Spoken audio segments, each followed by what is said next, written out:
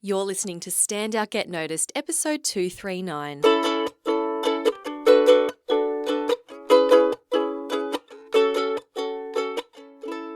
Hi there, Rockstar, and welcome to another episode of Stand Out Get Noticed.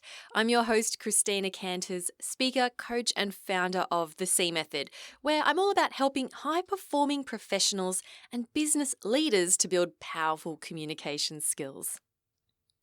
I want to give a big shout out to all of my awesome members in the C Method Academy, my monthly membership program. If you've been listening to this podcast for a while, you'll know that we launched back in October. Really, really exciting. And it's so amazing to see such fabulous results already from the members. We've got people going to networking events and introducing themselves in a way that they've never done before.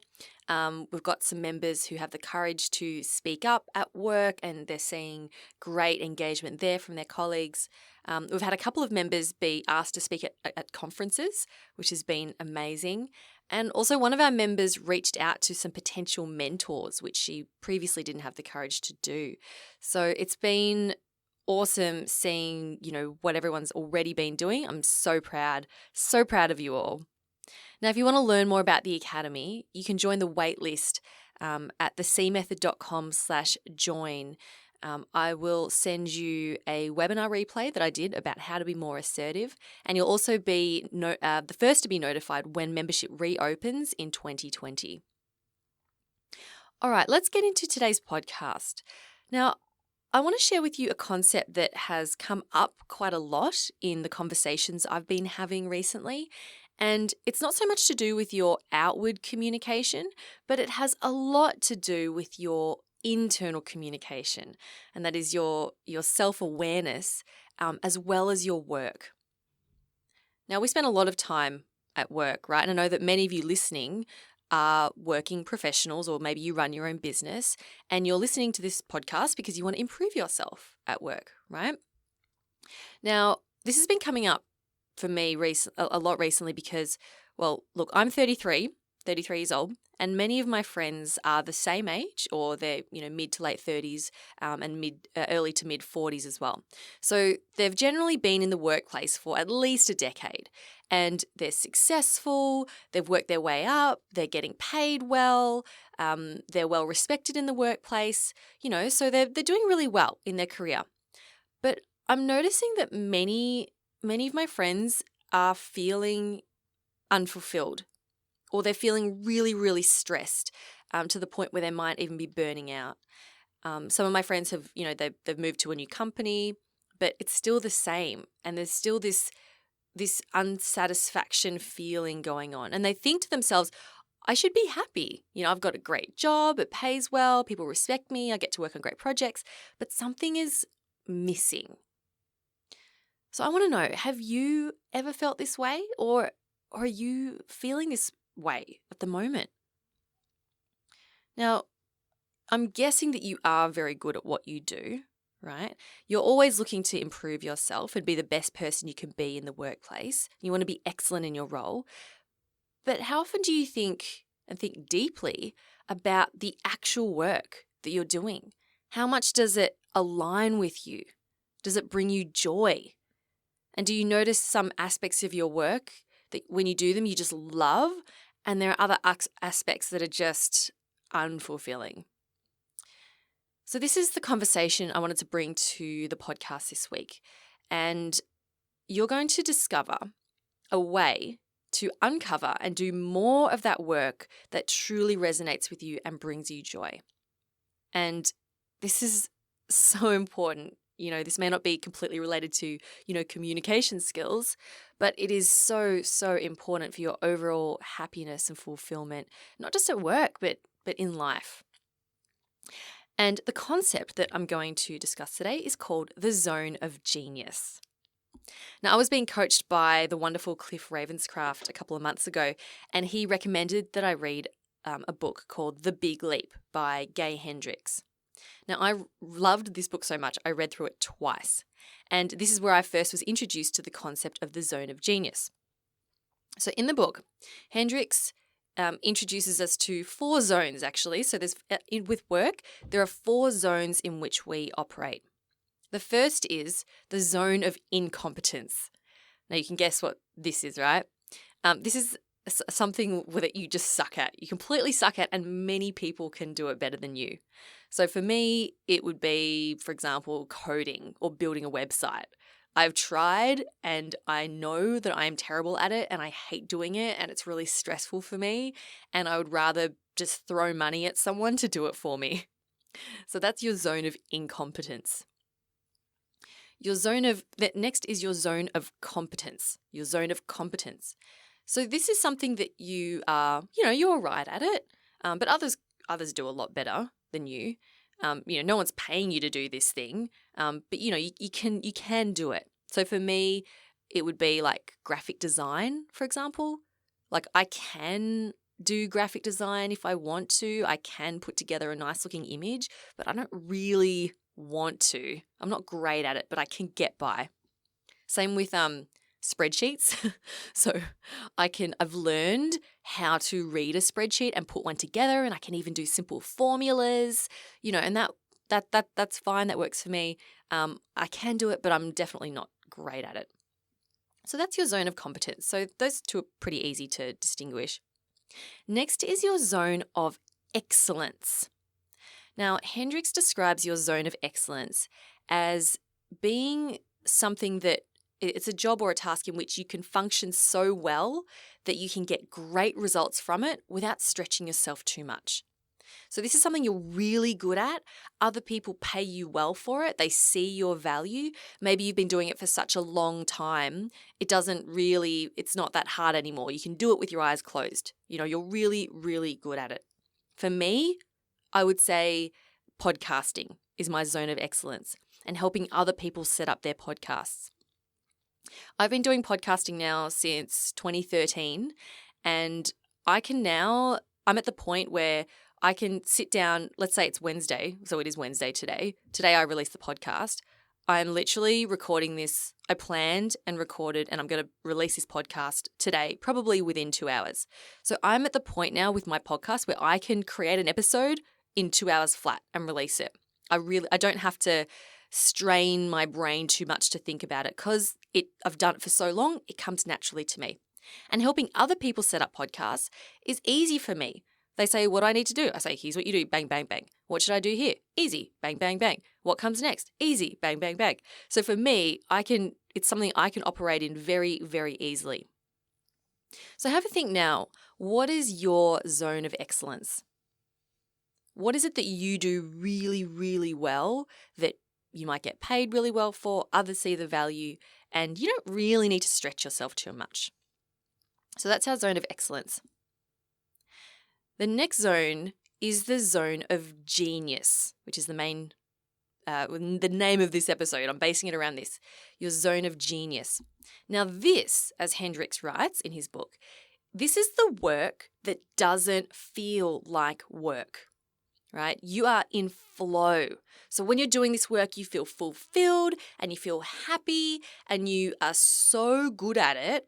You're like one of the best, right? You're so good at that other people, when they see you do it, they just stare at you in awe. They're like, how do you do that? I don't understand. How do you do that? and they don't understand why you love it so much. So this is the work that you feel like you were made to do. And Hendricks writes that this is the zone that we're aiming for. This is what you want to be doing in your work. Now, the problem is that most people get stuck in their zone of excellence. And I'll tell you why it's not a good thing to be stuck in your zone of excellence. The thing with your zone of excellence is that even though you're really good at it, it's unsatisfying. It can feel like the same thing over and over again, and you don't get that same level of satisfaction and fulfillment from it. It's kind of like you're just going through the motions, just getting it done. Now, the problem is that when we're really good at something and we keep doing it, we might have worked our way up in the corporate world, we're getting really paid really well for it, and we think to ourselves, I'm doing what I'm really good at, yet it's not fulfilling for us. But the problem is it's hard to leave because we have been doing it for so long.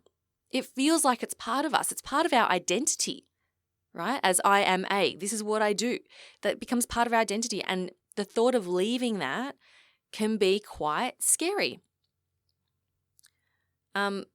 Your zone of excellence might be something that you studied at architecture at school. I'm thinking architecture because that's what I studied.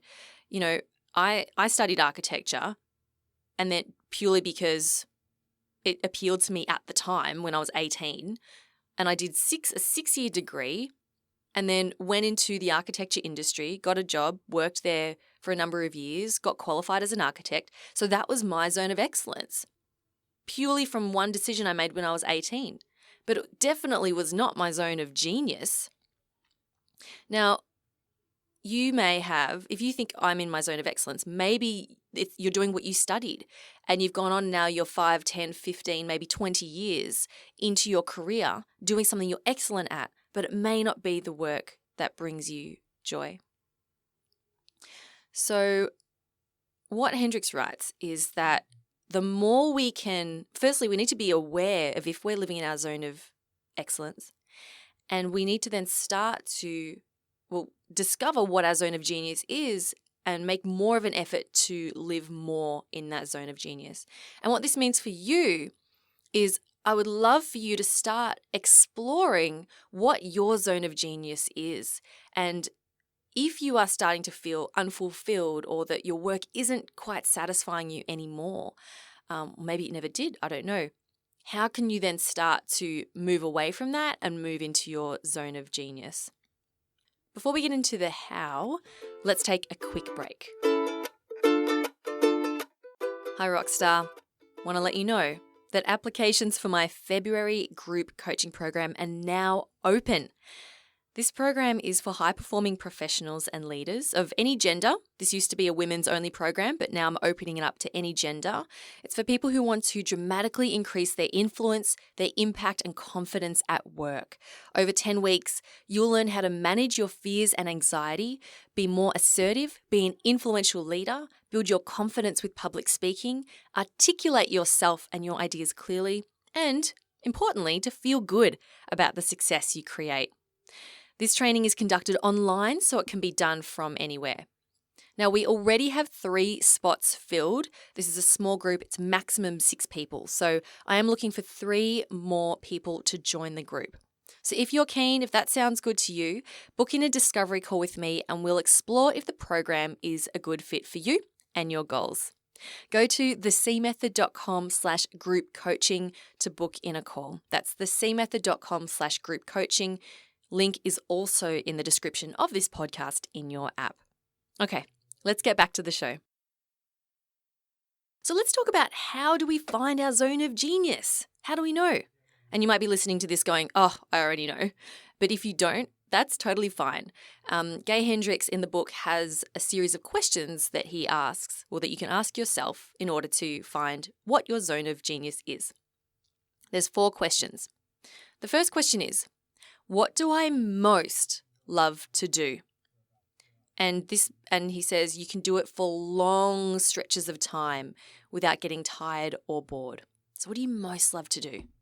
And when I thought about this, I thought I love speaking to a group, whether it's a small group in a workshop setting, whether it's to a large group at a conference. It's speaking, right? I could do it for long periods of time. Don't get bored. The second question is, what work do I do that doesn't seem like work? And I love this question. You know, in these questions, we're asking you to go into some self-discovery here. So I want you to approach these questions with a sense of wonderment. Okay, this isn't like an exam where it's like question, answer, question, answer. I want you to really think about and explore these questions. And it might take some time for this to come to you. And something that I've realized, so using myself as an example, when I MC events, that does not feel like work to me. Because the way I see it, it's my job to get everyone in the audience excited and having fun and making the speakers look good. And to me, I'm like, I can't believe people are paying me to do this. Like, this is so much fun.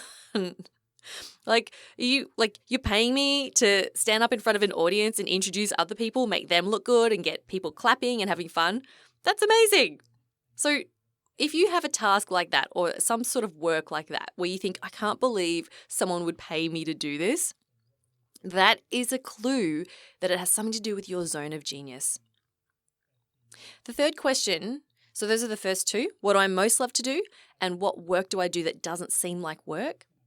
And the third question is, in my work, what produces the highest ratio of abundance and satisfaction to amount of time spent? I'll say that again. In my work, what produces the highest ratio of abundance and satisfaction to amount of time spent? So this means even if you're only doing it for a few minutes, it can lead to an idea or a connection that produces big results. So for me, I find that, even speaking for a short period of time, even if I'm speaking or coaching someone for 5 minutes, that in itself can create huge amounts of value. So that is a great question to ask as well.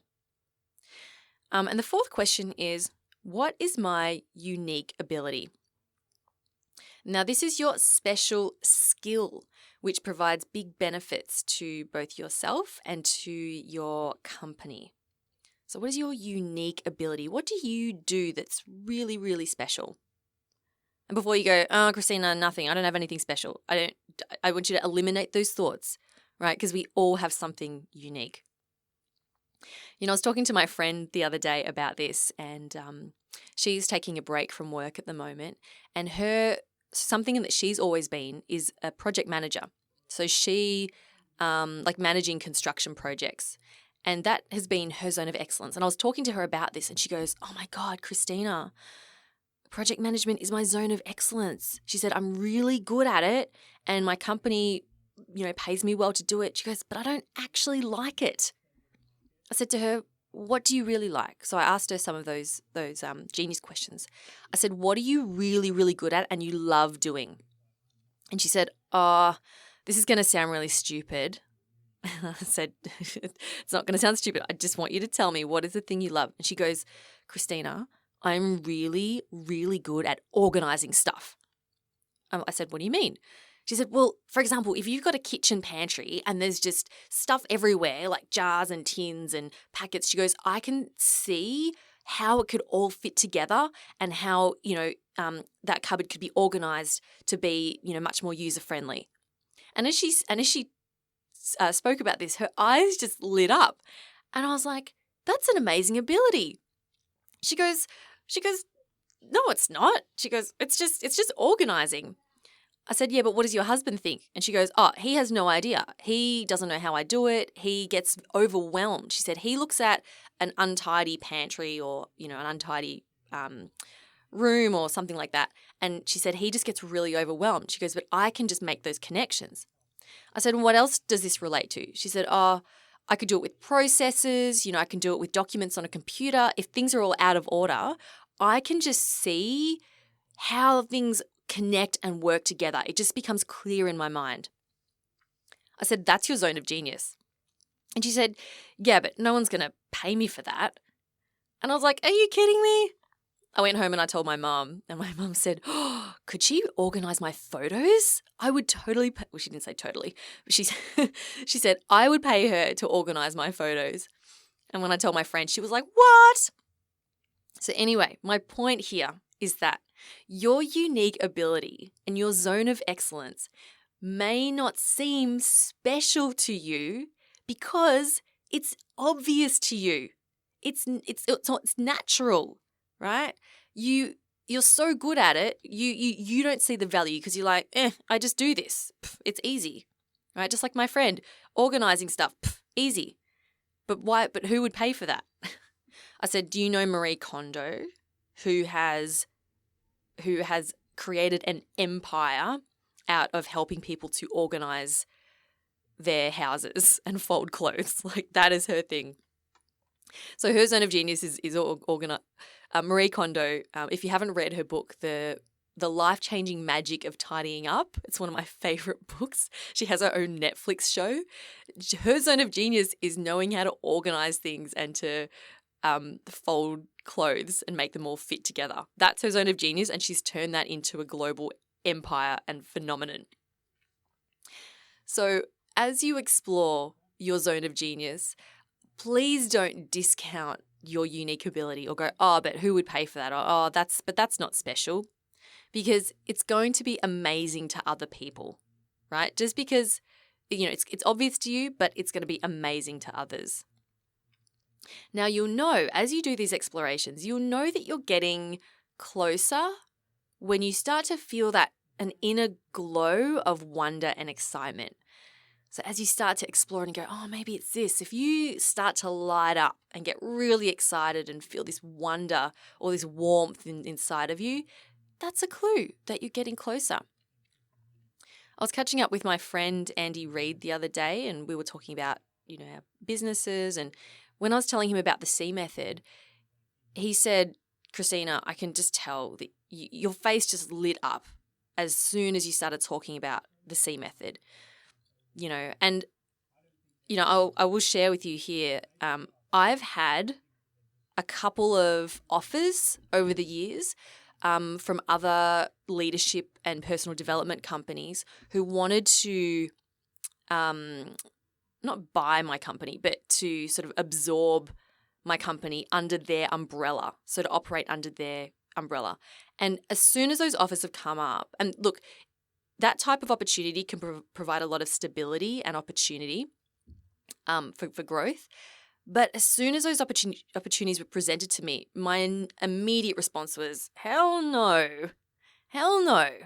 In fact, there's no amount of money you could give me that would make me give you the C method or stop me from doing what I'm doing. And this is something that I've thought about. If you just handed me $100 million and said, Christina, you never have to work again, I would still do the C method. I would still want to speak to people. I would still want to teach people how to communicate better and help people to fulfill their potential and become the best that they can be. I would still do that, right? Absolutely, 100%. And having that feeling, that demonstrates to me that, this is my zone of genius, and I'm very grateful to be here and to have discovered it. Now, podcasts, on the other hand, right? Because I also run another company called Podcast Services Australia. We help businesses set up their own podcasts, and we train people how to create their own podcasts. I cannot picture myself doing that forever. If you gave me $100 million and said, Christina, you never have to set up podcasts for people again, I would say, awesome, fantastic, let's do this. So that is very clearly my zone of excellence. Now, I'm not saying that I hate setting up podcasts for people because, it's what I do. It's what I'm good at. I definitely don't hate it. But having had this realization, I am now working with Aaron, my husband, who is also my business partner, to move myself into parts of the business that are my zone of genius and to hand over the other parts to him and to our assistant and to other contractors, right, to other members of our team. So that's what we're looking to do. Because I came to the realization that I can't be my best and do my genius work with the C method if I'm also really busy with the podcast business, right? I have to prioritize what my zone of genius is.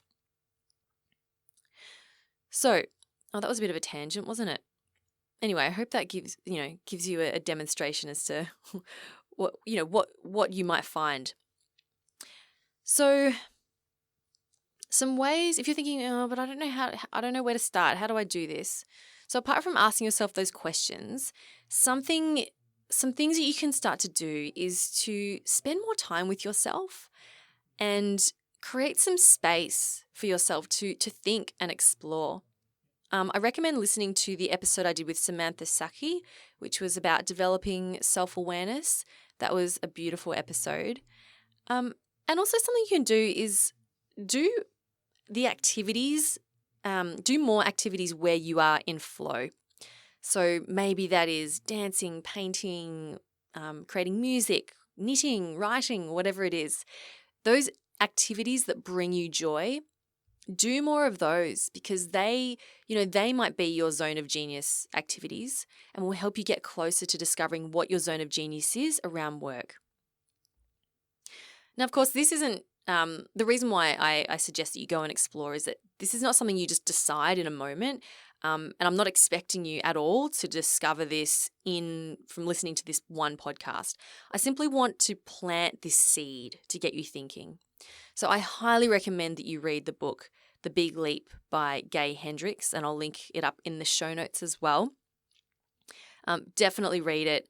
Even if you are really enjoying your work, still read it, because what it'll do is it'll help you to even doing more of the work that you love and being more aware. And this will help you when you make decisions as well. So, for example, if you get an opportunity to do for a new role or for a different project or whatever it is, if you know what your zone of genius is, you can use that to then analyze that opportunity and go, okay, does this work with my zone of genius? Will it help me move more into that? Or is it taking me away from that, right? So it's all really awesome, juicy, fulfilling stuff to start exploring. Now, if you're thinking, oh, my whole career is in my zone of excellence, I'm not doing anything in my zone of genius, but I can't just up and leave my career. Well, this is something, this might be a scary discovery for you. And, if you talk about leaving your career, I ask, why not? What's the worst that could happen? Are your fears real? Maybe you can have a chat to a career coach and, you may find a sideways move isn't as detrimental as you may think. I remember interviewing a career coach on this podcast. Maybe it was Rob Cugno, and he was saying that a lot of people think that changing careers, they'll have to take a huge pay cut, but that's only the case in a very small percentage of people. So, you may not find that it's as scary. Or something else you can do is start to explore how can you take your existing career or your role and maybe shape that towards doing more of what you love. Is that something you can do? Can you leave some projects behind or types of work? Is it in your control to start creating more of that genius work that you love to do? Anyway, I think explore and discover are the key words for this episode. And I really hope that this is something that, has resonated with you and has got you thinking. Show notes for this episode will be at thecmethod.com/239. I will link up to the book there. And also, before I leave you, a reminder that if you want to take your career to the next level, have more influence and impact, and you would love to work with me in a small group setting, you can apply for the group coaching program at thecmethod.com/group coaching. All right, well, thank you so much for spending some time with me today, Rockstar. Keep on being awesome, and I'll talk to you next week.